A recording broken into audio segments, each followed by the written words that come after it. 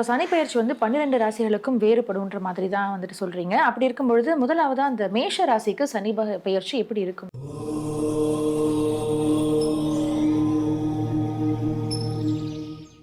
மேஷ ராசிக்கு அப்படின்னு பார்க்கும்போது இப்போ அவங்களுக்கு 7 சனி ஸ்டார்ட் ஆகுது. எப்போனா மார்ச் மாதம் 29 நாள் திருக்கணிதப்படி. அப்படின்னும் போது அவங்களுக்கு என்ன முதல் சுற்றுன்ற போது அந்த இடம் இருக்கு இல்லையா, விரயச்சனி சொல்லுவாங்க. அது வந்து பார்த்திங்கன்னா சனி பகவான் விரயஸ்தானத்தில் இருக்கிறனால அவங்களுக்கு என்ன மாதிரியான பலன்கள் கிடைக்கும்னும் போது ஒரு சுப விரயங்கள் கூட நடத்தலாம். விரயஸ்தானம் என்றாலே ஒரு கண்டிப்பாக செலவுகள் அப்படின்னும் பொழுது குழந்தைங்களுக்கு ஃபீஸ் கட்டுறது, அப்புறம் வந்து பார்த்திங்கன்னா ஃபாரின் அனுப்புறது, அதே மாதிரி நம்ம வீட்டில் ஒரு நல்ல விசேஷம் நடக்கிறது, பொண்ணு வயசுக்கு வந்துட்டு ஒரு ஃபங்க்ஷன் வைக்கிறது, அதே மாதிரி வந்து பார்த்திங்கன்னா திருமணத்திற்கு செலவுகள், இது எல்லாமே சுப செலவில் அடங்கும். அசுப செலவுகள்னு ஒன்று இருக்குது. அது என்னென்னு பார்த்தீங்கன்னா மருத்துவ செலவுகள் தான் அசுப செலவுகள். ஆக்சிடென்ட் ஆகிடுச்சு, இது மாதிரி எப்படி பார்த்தா செலவு வரும்னு தெரிஞ்சிருச்சு, அதுக்குத்தான் ஜோதிடம் பார்க்குறோம். அப்போ ஏதாவது ஒரு செலவு பண்ணியாகணும், விரயம் பண்ணியாகணும்னு இருக்குது. நல்லதே செய்ய, வீட்டில் வந்து ஏதாவது நல்ல விசேஷம் பண்ணுங்க, இல்லை வீடு கிரகப்பிரவேசம் பண்ணுங்க, வீடு கட்டி பண்ணுங்க, இன்வெஸ்ட்மெண்ட்ல நம்மளாவே வந்துட்டு ஒரு பூஜைகளை தான் பண்ணி விரயம் பண்ற மாதிரியான விஷயத்த பண்ணலாம். ஆமாம், இல்லைன்னா ஒரு லோன் எடுங்க, விரயமாகும், பணம் எடுக்கணும், செலவு கட்டணும், இது மாதிரி சில விஷயங்களுக்கு வீடு கட்டுறது, இன்வெஸ்ட்மெண்ட் பண்ணுறது, இது மாதிரி செய்யலாம். 7 சனியில் இன்வெஸ்ட்மெண்ட் பண்ணக்கூடாதுன்னு நிறைய பேர் நினைப்பாங்க. ஆனால் வந்து விரயஸ்தான அந்த நேரத்தில் நல்ல விதத்தில் நம்மளே விரயம் பண்ணும்பொழுது அது விரய சனியாகவும் கன்சிடர் ஆகும். ஆமாங்க.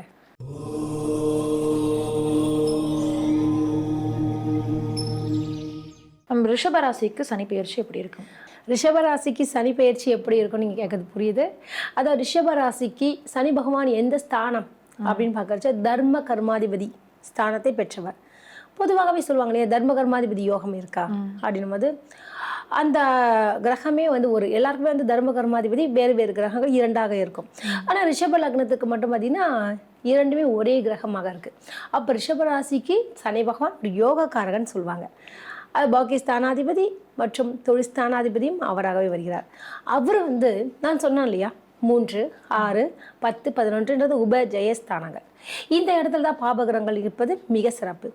பொதுவாகவே 11வது இடம் என்பது லாபத்தை குறிக்கக்கூடிய ஒரு ஸ்தானம்.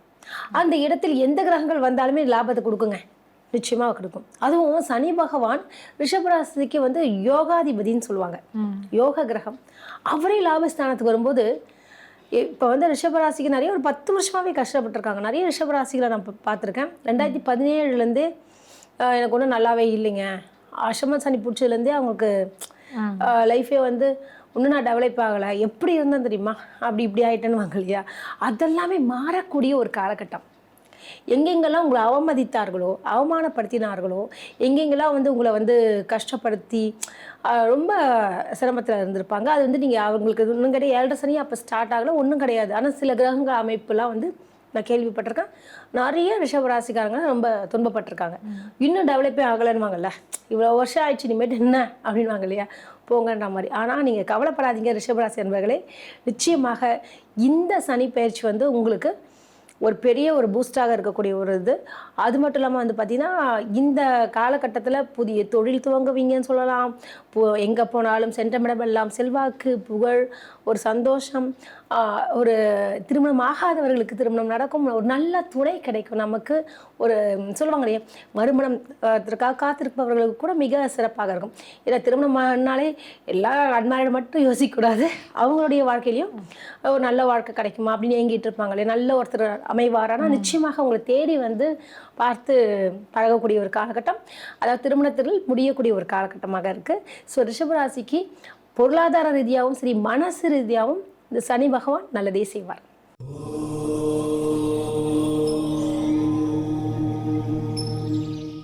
மிதுன ராசி அன்பர்களுக்கு இந்த சனி பெயர்ச்சி எப்படி இருக்கும்? மிதுன ராசி அன்பர்கள் பார்த்தீங்கன்னா சனி பகவான் எங்கேருந்து எங்கே போகிறார் பார்த்தீங்கன்னா பாக்கியஸ்தானத்திலிருந்து தொழில் ஸ்தானத்துக்கு செல்கிறார்.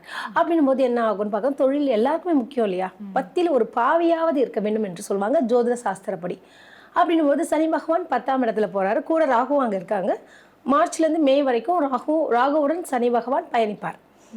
அதனால் நிச்சயமாக அவங்களுக்கு வந்து ஒரு தொழிலில் வந்து ஒரு ஸ்திரமான ஒரு வேலை கிடைக்கும், அது நிரந்தர பணி கிடைக்கும்னு சொல்லுவாங்க இல்லையா, அந்த விஷயம் வந்து மிதுனராசி அன்பர்களுக்கு நல்ல ஒரு வேலை கிடைக்குங்க, வேலை கிடைக்கும். அது மட்டும் பார்த்தீங்கன்னா அவங்களுடைய டெவலப்பிங்னா நல்ல லெவலில். என்னடா அது இன்னும் நம்ம தொழிலில் ஒன்றுமே சாதனை புரியவில்லை அப்படின்னு கவலைப்பட்டிருப்பாங்க. அவங்களுக்கெல்லாம் சாதனை புரியக்கூடிய ஒரு காலகட்டமாக இருக்குது. அது மட்டுமின்றி அவங்களுடைய தொழில் இன்னும் பல கிளைகள் வைக்கக்கூடிய ஒரு அருமையான ஒரு காலகட்டம்னே சொல்லலாம். மற்றபடி மற்ற கிரகங்களுடைய ஒட்டியும் சில விஷயங்கள் இருக்கும். அவரவர் ஜாதகப்படி சனி பகவான் மிக சிறப்பாக இருந்தால் நிச்சயமாக நான் சொன்ன பலன்கள் கிடைக்கும்.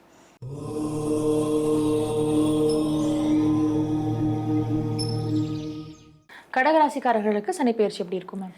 கடகராசிக்காரங்களுக்கு அப்படின்னு பார்க்குறச்ச அவங்களுக்கு இந்த அஷ்டமத்து சனி முடியுது. ஏன்னா ஒரு பெரிய ரிலீஃபு. ஏன்னா கடகராசிக்காரங்க நிறைய பேர் பார்த்தீங்கன்னா ஒரு பொது சேவையில் இருக்கவங்களுக்கும் சரி, கலைத்துறையில் இருக்கவங்களுக்கும் நிறைய ஒரு பேச்சுக்கள் வந்திருக்கும். என்ன இவங்களாம் அரசியல் ஆரம்பிச்சிட்டாங்க, அதே புரிஞ்சிருப்பீங்க இந்த யாரை சொல்கிறேன்னு. இவங்களாம் என்ன டெவலப் ஆவாங்கன்னு நினச்சிட்ருப்பாங்க. ஏளனமாக அவெல்லாம் பார்த்துருப்பாங்க. அப்படிப்பட்ட அந்த கடகராசியில் இருக்கக்கூடிய அரசியல்வாதிகள் மற்றும் கலைத்துறையில் இருப்பவர்களுக்கெல்லாம் ஒரு பொற்காலம்னே சொல்லலாம். ஏன்னா அந்த அஷ்டமத்து சனி நீங்குது. ஸோ நிச்சயமாக கணவன் மனைவி பிரிந்திருந்தவர்கள் மீண்டும் இணையக்கூடிய ஒரு காலகட்டம் இருக்குது. ப்ளஸ் வந்து பார்த்திங்கன்னா பாகிஸ்தானத்தில் சனி பகவான் போகிறதுனால நிச்சயமாக அவங்களுக்கு வந்து நிறைய விதத்தில் வந்து நன்மைகள் கிடைக்கும்.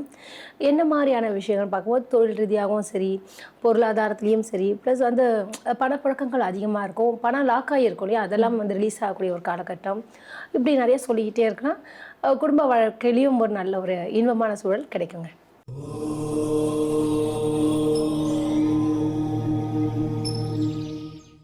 சிம்ம ராசிக்காரர்களுக்கு சனி பெயர்ச்சி எப்படி இருக்கும் மேம்? சிம்ம ராசிக்காரங்க அப்படின்னு பார்க்கறச்ச அவங்களுக்கு இப்போ அஷ்டமத்து சனி ஸ்டார்ட் ஆகுது. பொதுவாகவே சூரியனுக்கும் சனிக்கும் ஆகாதுன்னு சொல்லுவாங்க. சிம்ம ராசி அதிபதி யார் அப்படின்னு பார்க்கறச்ச சூரிய பகவான். அவருக்கு சனி பகவான் பிள்ளை அப்படின்பாங்க இயற்கையாக. ஆனால் வந்து அவங்களோட ஆகாது அப்படின்வாங்க. ஸோ அவங்களுக்குள்ள சண்டை போட்டுட்டு இருக்கிறது மாதிரியான விஷயங்கள்லாம் இருக்கும். ஸோ வந்து சிம்மராசிக்காரர்கள் அப்பாவுக்கு மரியாதை கொடுங்க. என்னடா இது மாதிரிலாம் பரிகாரம் சொல்கிறீங்கன்னு நினைக்காதீங்க. அப்பாவை மதிக்க அப்பா மேலே ரொம்ப அன்பு செலுத்த சனி பகவான் உங்களுக்கு நல்லதாக செய்வார். ஸோ அந்த அப்பாக்கோட பேச்சு கேட்டு நடப்பது, அவங்க என்ன சொன்னாலும் என்ன இரிட்டேட்டாக நீங்கள் நினைக்காம அவங்களுக்கு ஒரு சேவை செய்கிறது, அவங்களுடைய சொல்படி நடத்தல், இது மாதிரி செய்யும்பொழுது சனி பகவானுக்கு பிடிக்கும். ஒரு நல்ல ஒழுக்கம் தான் அவர் எதிர்பார்ப்பார் சனியே. பெரியவங்களுக்கு மரியாதை கொடுக்கறது, இது மாதிரியான விஷயங்களை தவறாமல் நீங்கள் கடைபிடித்தால் நிச்சயமாக சிம்மராசி அன்பர்களுக்கு இந்த அஷ்டம சனி வந்து எதுவும் பண்ணாது. அந்த தொழில் சார்ந்து அவங்களுக்கு எப்படி மேம்? எப்படின்னா இப்போ அவங்களுக்கு வந்து பணங்கள் வந்து இப்போ கொடுக்கல் வாங்கல் சொல்லுவாங்க இல்லையா, அது மாதிரியான விஷயங்கள்லாம் ரொம்ப எச்சரிக்கையாக இருக்கணும். ஜாமீன் கையெழுத்து போடுறது, ஷூரிட்டி போடுறது மாதிரிலாம் பண்ணுறாங்க இல்லையா. அது மட்டும் இல்லாமல் வந்து பார்த்திங்கன்னா யார் பணம் வந்து சிபாரிசு பண்ணி அவங்களுக்கு கொடுங்க, அந்த வேலைலாம் பண்ணாதீங்க சிம்மராசிக்காரங்க. நம்ம வேலை உண்டு வெட்டி உண்டு இருங்க. இல்லைன்னா நீங்கள் தான் அதை கட்ட வேண்டிய சூழல் வந்துடும். கெட்ட பெயர் உங்கள் வீட்டுக்கு வந்து நீங்கள் கடன் வாங்கின மாதிரி உங்களுக்கு அவமானங்கள் வரும். ஸோ வந்து சிம்மராசிக்காரர்கள் பண விஷயத்தில் கொஞ்சம் எச்சரிக்கையாக இருக்க வேண்டும். அதே மாதிரி நீங்களும் வந்து கொடுக்கல் வாங்கல் உங்கள் பர்சனலாகவே பண்ணும்பொழுது கூடுமானவரை கடன் வாங்காதீங்க. கடன் வாங்கினீங்கன்னா அது இன்னும் பெரிய அதற்கு வட்டி கட்டுறது, அதற்காக அடைப்பதற்காக கடன் வாங்குறது, இது மாதிரியான பல சிக்கல்கள் கூடுமான இருக்கிற காசை இப்போ வந்து அஷ்டம சனி ஸ்டார்ட் ஆகிற அதுக்கு முன்னாடி சேவிங்ஸ் பண்ணுவீங்க, ஒரு டெபாசிட் பண்ணுவீங்க, அதில் போய் இன்வெஸ்ட் பண்ணுறேன் இதில் போய் இன்வெஸ்ட் பண்ணுறேன்னு மாட்டிக்காதீங்க.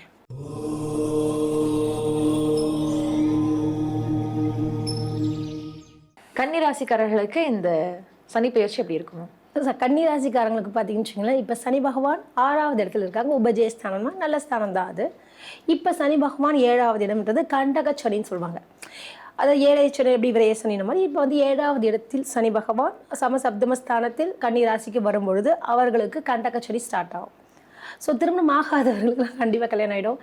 ஏன்னா கலத்திர ஸ்தானம் அல்லவா, அது வந்து திருமணத்தால் ஏதோ ஒரு பாரத்தை சுமக்கணும்னு வாங்கல, ஏதோ ஒரு லவ் அஃபேர் கிடைக்கும், அவங்ககிட்ட திட்டு வாங்கிட்டே இருக்கணும், இப்படி போக அப்படி போக ஒரு சண்டை சச்சரவு அப்படின்னு வாங்கல, அது ஃபேமிலி லைஃப்பில், அது கணவன் மனைவி, இது பார்ட்னர்ஷிப் லைனில். ஸோ தொழில் செய்பவர்கள் கன்னிராசி அன்பர்கள் வந்து பார்ட்னர்ஷிப் விஷயத்தில் ரொம்ப கவனமாக இருக்க வேண்டிய ஒரு காலகட்டம். தனியாக கூட சொல்லுவாங்க இல்லையா, ஓடி போய் பால் குடிக்கிறதுக்கு நின்று தண்ணி குடிக்கிறது நல்லதுன்னு இல்லையா. அதனால பெரிய அகலக்கால் வைக்காதீங்க. கரெக்டாக உங்களை நம்பி நீங்கள் வேலை செய்யுங்க, மற்றவர்களை நம்பி எதுவும் ஆரம்பிக்காதீங்க அப்படின்றது தான் என்னோட இது. அடுத்த ஒரு விஷயம் வந்து கணவன் மனைவி உறவில் வாக்குவாதங்கள் வந்து போகும். கொஞ்சம் விட்டு கொடுத்து செல்வது ரொம்ப ரொம்ப நல்லது. ஏன்னா வந்து 7ல் வர சனின்னும் போது கோர்ட்டு கேஸு ஃபேமிலி இஷ்யூஸ்லாம் வரதுக்கு அதிகமாக வாய்ப்பு இருக்குது. ஸோ அவங்க வந்து ஃபேமிலியை கொஞ்சம் கருத்தில் கொண்டு பார்த்தீங்கன்னா நிச்சயமாக நல்ல இனிமையான வாழ்க்கை அமையும்.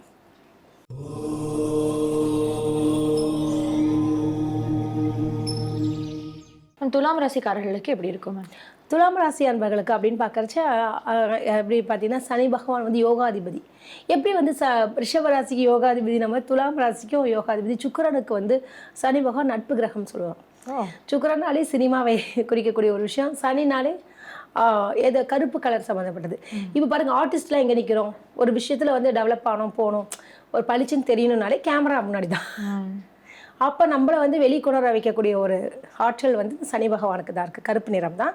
கேமராமேன் சொல்லலாம், டெக்னீஷியன்ஸ், அது கலைத்துறை சார்ந்து வேலை செய்பவர்கள் அந்த சுக்கிரனும் சனியும் இணைந்து இருக்கு, ரொம்ப ஒரு நல்ல விசேஷம் சொல்லலாம். ஸோ துலாம் ராசிக்கு சனி பகவான் யோகாதிபதி. அப்படியும் சனி பகவான் மிக சிறப்பாக இருந்தால் நல்லதே நடக்கும்.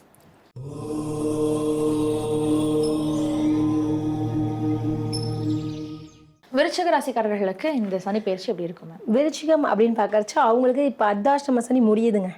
அர்த்தாஷ்டம சனி முடியும் பொழுது அவங்களுக்கு ரொம்ப ஒரு நல்ல விஷயங்கள்.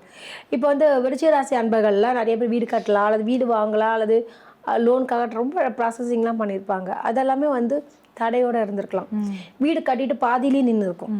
இது மாதிரியான விஷயங்கள்லாம் வந்து பார்த்திங்கன்னா அவங்களுக்கு வந்து நல்ல ரிலீஃப் கிடைக்கக்கூடிய மாதிரி சனி பகவான் மாறுறாரு. ஸோ நிச்சயமாக வீடு, வாகனம், வண்டியில் கூட சரிங்களா, புதிய வாகனம் வாங்கலாம், அல்லது புதிய இடம் வாங்கலாம், அல்லது ஃப்ளாட் வாங்கலாம். இது மாதிரியான விஷயத்துக்கு லோன் கிடைக்கும். வீடு கட்டுறதுக்குலாம் சப்போர்ட்டிவாக இருக்கும். வீடு ஆல்ட்ரு பண்ணுறதுக்கு பணம் கிடைக்கும். இது மாதிரியான விஷயங்கள்லாம் ஆஃப்டர் இந்த அர்த்தாஷ்டம சனி இப்போ முடிய போகிறதுனால அவங்களுக்கு ரொம்ப சிறப்பாக இருக்குது. ஸோ சனி பயிற்சி விருச்சிக ராசி அன்பர்களுக்கு அவங்களுடைய எண்ணங்களை வந்து, ஆசைகளை வந்து பூர்த்தி ஆகக்கூடிய ஒரு காலகட்டமாக இருக்குங்க.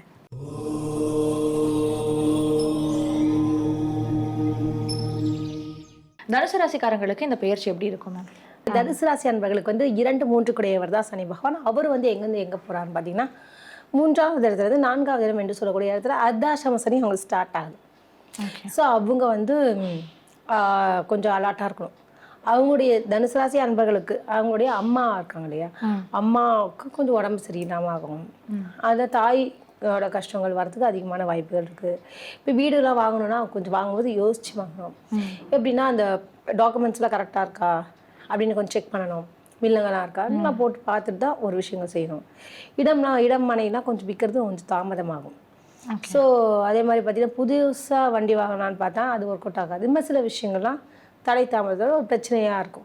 ஸோ அவங்க வந்து ரொம்ப கேர்ஃபுல்லாக, அவங்க ஜாதகத்தில் ரொம்ப சிறப்பாக இருந்துச்சுன்னா நிச்சயமாக செய்யலாம். அது ஜாதகம் பார்த்துட்டு பண்ணால் சிறப்பு. ஓகே, அவங்களுக்கு இந்த வாகனம் சார்ந்து இப்போ நீங்கள் சொன்னீங்க வாகனம் வாங்கணும்னா யோசிச்சு வாங்கணும் அப்படின்னு.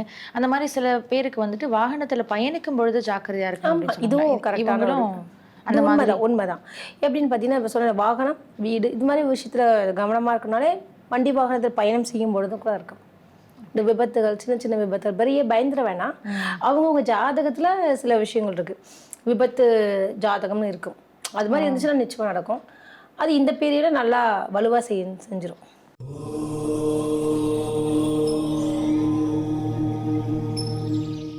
அடுத்து மகர ராசி அன்பர்களுக்கு இந்த சனி பயிற்சி எப்படி இருக்கும் அப்படின்னு பார்க்கறச்சா சனி பகவான் இப்போ வந்து 7.5 சனி நடந்துட்டு இருக்குல்ல, மகர ராசிக்காரங்களும் ஒரு பெரிய ரிலீஃப்னு சொல்லலாம். 7.5 விடுது அப்படின்வாங்க. ஏன்னா 3வது இடம் என்று சொல்லக்கூடிய உபஜெய ஸ்தானத்தில் சனி பகவான் மாறுறார். அதனால் மிக சிறப்பாக இருக்கக்கூடிய ஒரு காலகட்டம். ஸோ புதுசாக தொழில் ஆரம்பிக்கலாம், திரும்ப நிறைய விஷயங்கள் எல்லாமே நல்ல நல்ல விஷயம், சுப காரியங்கள்லாம் அவங்களுடைய வாழ்க்கையில் நடக்கும், நிச்சயமாக நடக்குங்க. ஏன்னா அவங்க ஒரு தனாதிபதி அந்த சனி பகவான் போது அது உபஜயஸ்தானம் வந்து வெற்றியை தரக்கூடிய ஒரு இடம். நிறைய குறுகிய தூர பயணங்கள்லாம் ஏற்படும். அந்த பயணங்களால் அவர்களுக்கு வெற்றி வரும். நீங்கள் சொன்ன மாதிரி எக்ஸ்போர்ட் இம்போர்ட் பிஸ்னஸ், ஃபாரின் ஓரியன்டான விஷயங்கள் எல்லாமே அவங்களுக்கு வந்து ஒர்க் அவுட் ஆகும். அது ஐடி ஃபீல்டில் இருக்கவங்களுக்கு மிக சிறப்பாக இருக்கக்கூடிய ஒரு காலகட்டம்னே சொல்லலாம். மகர ராசிக்காரர்களுக்கு இது வந்துட்டு ஒரு பெரிய ரிலீஃபான ஒரு டைமாகவே இருக்கு. நிச்சயமாக அவங்க ஒரு வேலையே கிடைக்கும்.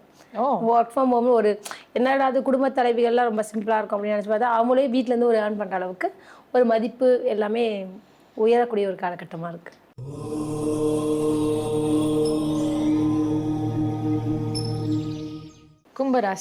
கும்பராசி அன்பர்களுக்கு அப்படின்னு பார்க்கறச்சா அவங்களுக்கு ஜென்ம சனி போதுங்க.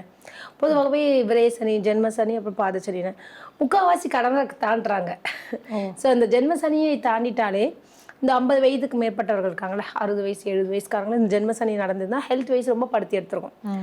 அவங்களுக்கு வந்து இப்போ ரிலீஃபாக ஆகக்கூடிய ஒரு காலகட்டம், ஒரு கண்டத்துலேருந்து தப்பிச்சா மாதிரி. பாதச்சனிக்கு வரும்போது நிச்சயமாக அவங்களுக்கு மிக சிறப்பான ஒரு யோகத்தை தரக்கூடிய ஒரு காலகட்டமாக கும்பராசிக்கு இருக்குங்க. அது மட்டுமா அப்படின்னு பார்க்கறச்சா அவங்க வந்து புதுசாக தொழில் துவங்கலாம், அல்லது வந்து நிறைய ஒரு வீடு கட்டுறது, இது மாதிரியான விஷயங்கள் நடக்கும். ஒரு லோன் கிடைக்கும்னு சொல்லலாம். நிறைய விஷயங்கள் வந்து இந்த கும்பராசிக்காரர்களுக்கு இந்த சனி பயிற்சி வந்து நல்லதே செய்யும். ஏன்னா இனிமேட்டு வந்து கடைசி 2.5 காலம் தான். ஸோ பெரிய அளவில் கஷ்டங்கள் வராது.